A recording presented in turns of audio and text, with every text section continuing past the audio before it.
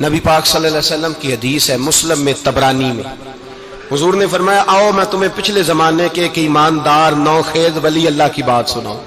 پچھلے زمانے حضور نے فرمایا پچھلے زمانے میں ایک بادشاہ جادو کے زور پہ حکومت کرتا تھا۔ جب وہ ایک جادوگر اس نے رکھا ہوا تھا تو جادوگر اس کو جادو بتاتا، وہ جادو کے زور پر حکومت کرتا۔ جادوگر بوڑھا ہو گیا تو کہنے لگا بادشاہ کوئی نوجوان میرے پاس بھیج دے، اب میں بوڑھا ہو گیا ہوں میرا پتہ کوئی نہیں کب مر جاؤں۔ ایک نوجوان کی ڈیوٹی لگائی، بڑا زیرک سمجھدار، اپنے رعایا میں سے چن کے جو ذہین فطرت مزاج بچہ تھا وہ اس نے لگایا۔ اللہ کے محبوب علیہ الصلوۃ والسلام فرماتے ہیں بچہ جادو سیکھنے لگا، وقت گزرنے لگا۔ بچہ جب جادو سیکھنے جاتا تو رستے میں ایک راہب بھی تھا جو انجیل جانتا تھا، وہ اللہ اللہ سکھاتا، لوگوں کو حضرت عیسیٰ علیہ السلام کی تعلیمات سے آگاہ کرتا۔ اس نے دیکھا کہ یہاں بھی لوگ اکٹھے ہیں تو وہ بچہ اس راہب کے پاس بھی اٹھنے بیٹھنے لگا۔ اب جب اس کے ساتھ اس کی گفتگو بڑھنے لگی تو اس کو باتوں میں لذت آنے لگی۔ اس نے راہب نے پوچھا کہ تو کون ہے اور کس طرح سے آیا ہے، کیا تیرا معاملہ ہے؟ اس نے کہا جی میں جادو سیکھنے جاتا ہوں، آپ کی باتیں مجھے بڑی اچھی لگتی ہیں۔ اس نے کہا دین سیکھ، جادو سیکھنے والے کافر ہو جاتے ہیں، قرآن و حدیث سیکھنے والوں کو اللہ کامل ایمان عطا فرماتا ہے۔ فرمایا یہ سیکھ۔ بچہ بیٹھنے لگا، اس کے پاس آنے لگا، باتیں دل میں گھر کرنے لگی۔ ایک وقت آیا کہ مسلمان ہو گیا، اور مسلمان کیسے ہوا؟ بچہ کہتا ہے میں تجربہ کر کے ہوا۔ اب میں تھوڑا سا وقت جادوگر کے پاس بھی جاتا اور باقی سارا وقت وہاں بیٹھتا۔ میں ایک دن جا رہا تھا تو رستے میں اژدہا تھا، بہت بڑا سانپ تھا، رستہ روک کے کھڑا تھا۔ یہ حضور نے بیان کی حدیث۔ نبی پاک صلی اللہ علیہ وسلم فرماتے ہیں بچہ کہتا ہے کہ رستے کے اندر سانپ ہے، رستے بند ہے، لوگ چھتوں درختوں پہ چڑھے ہیں، ہراش ہے۔ کہتے چھوٹا سا روڑا میں نے اٹھایا تو میں نے کہا اللہ اگر جادوگر سچا ہے تو اسے مار دے۔ چھوٹا سا روڑا میں نے پھینکا، اژدہا کوئی نہ مرا۔ پھر چھوٹا روڑا اٹھایا، میں نے کہا اللہ اگر وہ عالم سچا ہے تو اسے مار دے۔ اب جب میں نے روڑا مارا تو اژدہا مر گیا۔ میرے اندر سے گواہی آئی نہیں دین کی باتیں سچی ہیں، نہیں قرآن کی باتیں اسلام سمجھانے کے لیے عرض کر رہا ہوں، اگرچہ اس دور میں انجیل تھی۔ اللہ رسول کی باتیں اچھی ہیں۔ کہتے میں مسلمان ہو گیا، اب میں نے راہب کے پاس ہی رہنا شروع کر دیا، جادوگر کے پاس چھوڑ دیا اس بچے نے آنا۔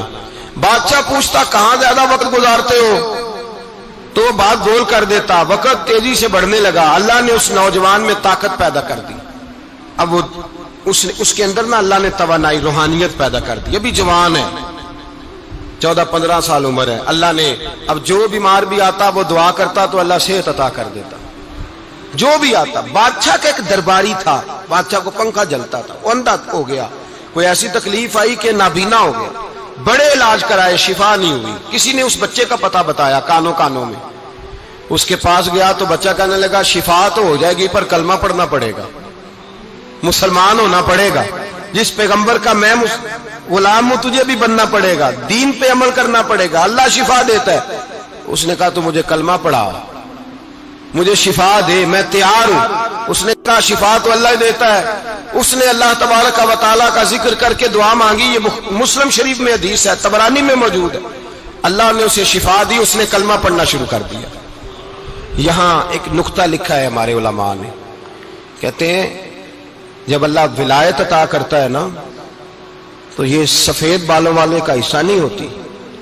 اگر جوانی میں کوئی آدمی توبہ کر کے تصوف کے رستے پہ چلتا ہے تو سب سے زیادہ ولایت اللہ اسے عطا فرماتا ہے، سب سے زیادہ ولایت اس کے پاس ہوتی ہے۔ ابھی اس کے بال کالے ہیں، چڑھتی جوانی ہے، دعا کی تو اللہ نے، اور حدیث پاک میں موجود ہے کوڑے آتے تو شفا یاب ہو جاتے، اندھے آتے تو شفا یاب، برس والے آتے تو اللہ سے دے، جوان ہے۔ بادشاہ کے پاس وہ واپس گیا، وہ جو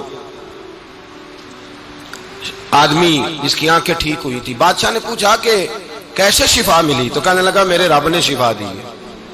بادشاہ سجدے کراتا تھا، اپنے آپ کو منواتا تھا معاذ اللہ، کہنے لگا میرے علاوہ کون رب ہے؟ اس نے کہا وہی رب ہے جس نے تجھے پیدا کیا ہے، اور وہی رب ہے جس نے مجھے اندھے کو آنکھیں دی ہیں، وہی ہے میرا مالک۔ کہا اچھا تو مجھے نہیں مانتا؟ کہا نہیں میں اپنے رب کو مانتا ہوں۔ بادشاہ نے اسے سزا دی، ستایا، اس نے بچے کا پتہ بتایا، پھر بچے کو بلا کے ستایا تو اس راہب کا پتہ بتایا، راہب بھی قتل ہو گیا، نابینا بھی قتل ہو گیا۔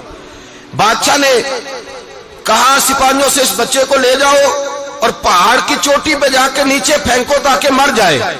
بچہ پہاڑ کی چوٹی پہ گیا تو ہاتھ اٹھا کے کہنے لگا یا اللہ میرے لیے نہیں اپنے لیے، میرے لیے نہیں اپنے لیے انہیں اپنی قدرت کے جلوے دکھا.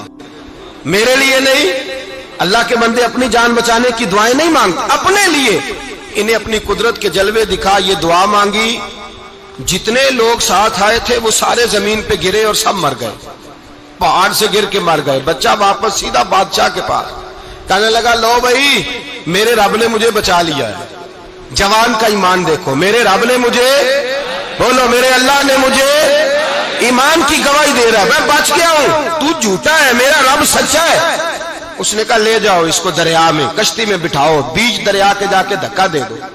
بیٹھے کشتی میں، دریا کے بیچ گئے، اور جب جا کے وہاں اس کو دھکا دینے لگے تو اس نے کہا اللہ میرے لیے نہیں اپنے لیے انہیں اپنی قدرت کے جلوے دکھا. بس ایک طوفان سا آیا، جتنے سپاہی ساتھ آئے تھے ڈوب کے مر گئے. وہ بچہ اٹھا اور سیدھا پھر بادشاہ کے پاس، اسی کے پاس کہنے لگا لو بھائی میرے رب نے مجھے بچا لیا ہے، تیرے پاس آیا ہوں. وہ کہنے لگا تو کیا مصیبت میرے گلے پڑ گئی ہے، کیسے جان چھوٹے گی؟ تو بچہ کہنے لگا اگر تو مجھے باندھے درخت کے ساتھ اور سارے ملک کو بلائے، لوگوں کو اکٹھا کرے، پھر تو مجھے تیر مارنا، میں تجھے بتاؤں گا کیسے مارنا ہے، میں مر جاؤں گا. اللہ کا بندہ نوجوان ایمان دیکھو، مرنے کے طریقے بتا رہا ہے، میں تجھے بتاؤں گا میں کیسے مروں گا. یہ بات کہی، بادشاہ نے سارا مجمع جمع کیا، ملک سارا باہر آ گیا، درخت کے ساتھ باندھ دیا. کہنے لگا بھائی لوگوں یہ مجھے مارنا چاہتا تھا، مار نہیں سکا، اب میں اسے بتانے لگا ہوں کہ میں کیسے مروں گا. اسے کہو جب تیر مارے تو ساتھ میرے رب کا نام بھی لے، میں اپنے رب کے نام پہ جان دوں گا، ایمان کی پختگی میں اللہ کے نام پر جان دوں گا. اسے کہو رب کے نام پہ مارے، مر جاؤں گا. بادشاہ نے اللہ کہہ کے تیر مارا، پیشانی میں لگا، بچے کی روح پرواز کر گئی. جتنا مجمع کھڑا تھا سارا کلمہ پڑھ کے مسلمان ہو گئے، سارے مسلمان ہو گئے سارے.